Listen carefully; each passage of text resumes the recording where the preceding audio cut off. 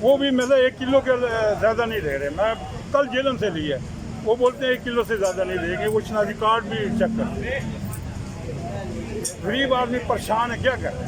हम लोगों ने रोज़े रखे हुए, मगर रब की तरफ से एक फरिश्ता आता है, वो आवाज़ देता है कोई जन्नत में जाने वाला है। ये जो हैंकी फैंकी लगा रहे हैं, इनके लिए भी एक फरिश्ता आवाज़ दे रहा है, भाई रुक जा रुक जा।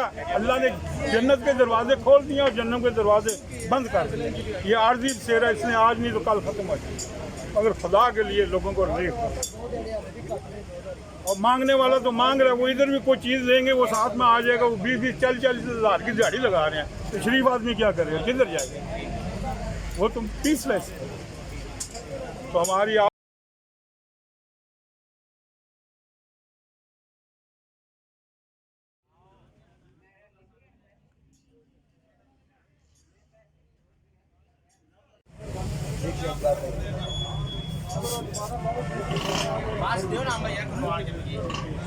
ये सहूलत है कि अगर बंदा बैठ से आ जाता है तो 5 सेकंड होने मास्क क्या कह रहे यार, जरा वहाँ पर रोड पर जा रही हो तो आप कह रहे हैं मास्क की टेंशन से मास्क की रोड